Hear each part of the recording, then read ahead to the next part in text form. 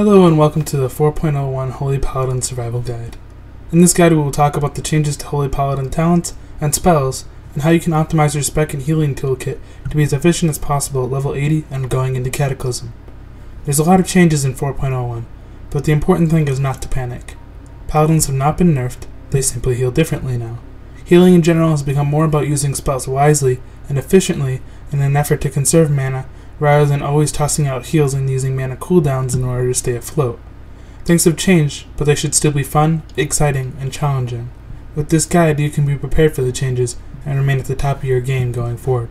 A Holy Paladin spell toolkit looks different in many ways in 4.01, but in many ways it should also look familiar. It will gain some new spells important to healing in Cataclysm, but since this is a mini guide for 4.01, we won't talk about them here. First, let's talk about the spells that should be familiar and what changes they've undergone. The new healing model going forward in 4.01 follows a few changes to how spell costs are balanced. Spells are balanced around heal strength, cast time, cooldowns, extra resources, and, of course, mana. Mana is essentially based off of how much the other attributes a spell is given. The larger a spell is, the more it costs, but a longer cast time reduces the cost.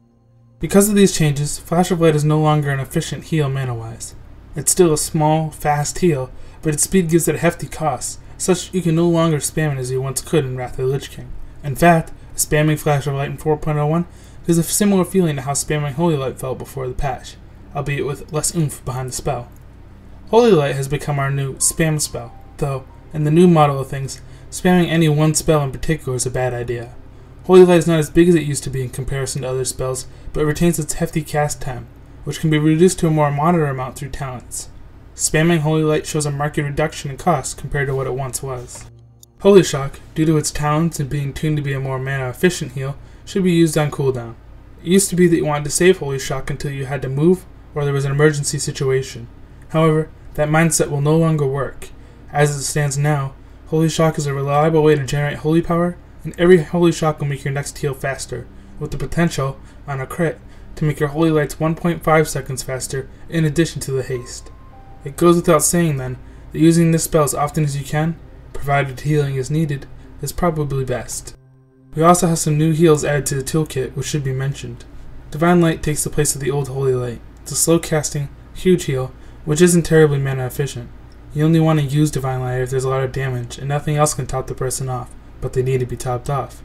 Assuming you spec all the way to Light of the Dawn, you'll also gain that as a new AoE heal. Because of how it works, a wave projected outward in a frontal cone, you'll have to position yourself properly to get the most effective use out of it. However, it will still be the most ideal spell for healing multiple targets at once. And then there's Word of Glory, the new big instant heal which consumes the new Paladin resource of Holy Power. This heal costs no mana, but if you wait too long to use it, you're wasting the Holy Power resource. As such, it should be used quite often, though it will be alright if you wait a few seconds before finding a target to use it on. Beacon of Light will only transfer 50% of your healing now, which means you'll need to keep an eye on your beacon target, and occasionally you may even have to offer direct heals to keep them up. However, with the Tower of Radiance talent, even directly healing your beacon target can become something useful through the generation of Holy Power. Divine Illumination is gone, and Divine Favor has been turned into a 2-minute cooldown, which increases haste and critical chance by 20% for 20 seconds. The change to Divine Favor is certainly welcome. The removal of Divine Illumination was likely to keep Paladins balanced with other healers in the new system. Our mana management in 4.01 going forward will be more about efficient use of spells than about effectively using our cooldowns than ever was before. The Holy Paladin Mastery is an absorption based upon the size of the heal used on a person and the strength of your mastery. This is a fairly powerful mastery and should be noted by Paladins. It won't directly increase your healing, and so won't be reflected in a lot of meters. However, like Disc Priests have done throughout all of Wrath of the Lich King, your heals will now help to prevent some of the damage coming in, and any healer worth their weight will enjoy having a Holy Paladin in the raid to contribute their heals and shielding. There's a lot of changes, but many of them I will leave for you to figure out on your own. The biggest changes have been mentioned. Above all else, it should be noted that spamming heals will be less encouraged. However, remember to use your Holy Power often, use Holy Shock to generate it, and use Holy Light as your main filler spell, and keep an extra eye on your beacon target. The first tier already starts us off with talents which will be crucial to later stages of endgame healing. Arbiter of the Light is an optional talent. Melee critical strikes can help your healing if you take certain later talents. Protector of the Innocent is a new but useful talent which heals you when you heal a target, including yourself. Judgments of the Pure is an old staple talent of Holy Paladins, which, when you use a judgment, will increase your spell haste by 9% for 1 minute at a full 3 talent points. You will need at least 5 points before you can move up to tier 2, but I would recommend a full 3 points in both Judgments of the Pure and Protector of the Innocent. Tier 2 is full of new but useful talents. Clarity of Purpose will reduce the cast times of both Divine Light and Holy Light by half a second each if fully talented. This is useful for all Holy Paladins, as the cast times for both spells is fairly long otherwise. Last Word is a talent used for emergency healing, which is important even if situational. If you took the recommended 6 points in the first tier, you will only need to take 1 point in this talent, but I would recommend the full 2. An extra 60% chance to crit on targets with less than 35% health from a heal which costs no mana is not something to be dismissed over. Blazing Light is useful in PvP, and if you wish to help your raid do a bit more damage, but is an optional talent, and I'm not recommending it here. Tier 3 has a number of useful talents which will be important to the overall feel of the Holy Paladin. The first talent I'll talk about is actually optional and not recommended, Denounce. Denounce is a talent which will increase Holy Paladin DPS. This may be useful in certain raid situations, but for a general build and setup, I'm not going to recommend it. Divine Favor is a name that experienced Holy Paladins should be familiar with, but the talent is actually completely new. It's now a far more useful talent, which increases spell haste and critical chance by 20% each for 20 seconds. Infusion of Light has also been changed, but is still extremely important in the new Holy Paladin setup, such that you should be putting 2 points in it every time. It allows your Holy Shot criticals to reduce the cast time of Holy Light by 1.5 seconds. Finally, there's Daybreak, a completely new talent that gives Flash of Light, Holy Light, and Divine Light a chance to reset the cooldown on your Holy Shock. Due to how important Holy Shock will be in the Holy Paladin setup, there's really no reason to avoid this talent.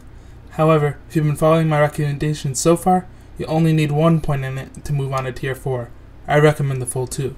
Tier 4 is actually more important than Tier 3 in setting up the feel of the Holy Paladin style, but both are extremely important and should be noted for being the core of the tree.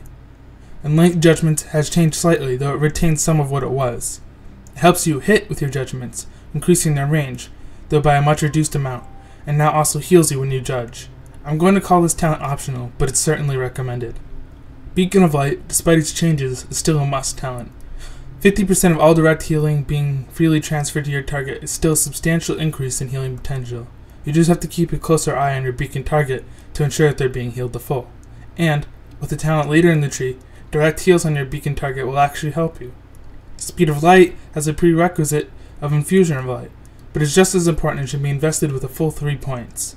It increases your spell haste by 30% with 3 points for Flash of Light, Holy Light, or Divine Light after a Holy Shock, and also increases movement speed by 60% for 4 seconds after casting Holy Radiance. Sacred Cleansing is optional, but a recommended talent. The only time I wouldn't take this talent is if you know that magical debuff spells are covered in your raid and you already have a use for that 1 point elsewhere. Tier 5 contains some important talents, but the number of talents begins to dwindle again.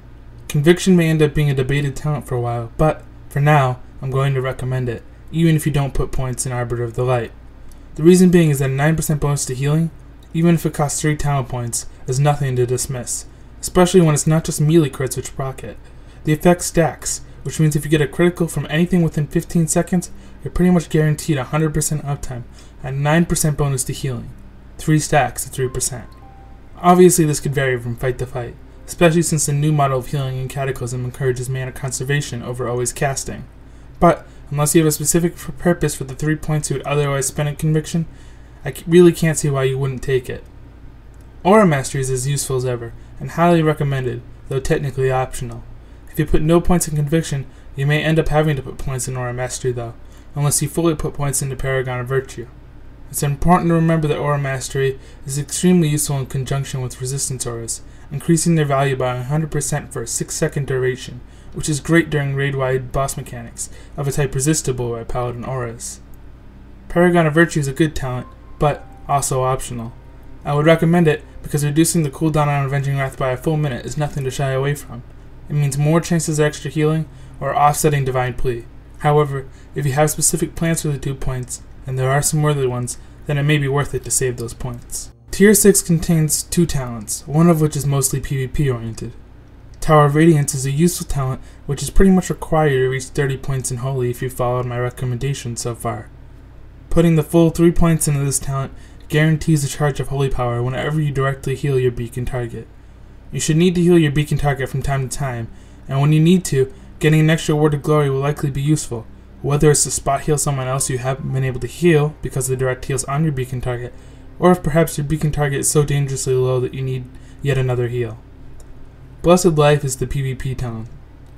There could be situational uses for this talent in PvE, but since the damage you have to take is direct, it means you won't be generating holy power from raid-wide AoEs, and you shouldn't be targeted reliably or often as a healer in a raid situation. Tier 7 is where our signature Cap talent goes, which, in Cataclysm, will be Light of the Dawn. This talent is an AoE heal for us, which sends a cone of healing in front of us to heal all friendly targets it hits. The spell will have to be set up properly, but it's likely that it will remain heavily used as a spell, and so I would suggest taking it. You may be asking, should we go Protection or Retribution for our subtree? There are some limited reasons to go into Protection, mostly in the first tier. However, I feel that most Paladins will want to spend their remaining points in the Retribution tree. Improved Judgments completes the range on our Judgments to roughly where it was before if we had taken Enlightened Judgments, or at least gives it an acceptable amount if we skip the latter. Crusade directly gives you a 30% healing to your Holy Shock, which, for 3 points, is a very good investment on our new stable spell. However, at level 80, I would go with 2 points in Improved Judgments if you want to keep your range comfort zone, and put 1 point in Crusade. That's all we'll talk about in this 4.01 survival guide. Check the forums on tankspot.com for more in-depth discussion about changes or to ask specific questions about how you might be affected. I'd also recommend reading the patch notes and also simply playing around with your paladin to understand all of the new changes. New glyphs have been added, gems have been changed around, and there's reforging you can do, so definitely take a look at it all and explore. Good luck, have fun, and thanks for watching.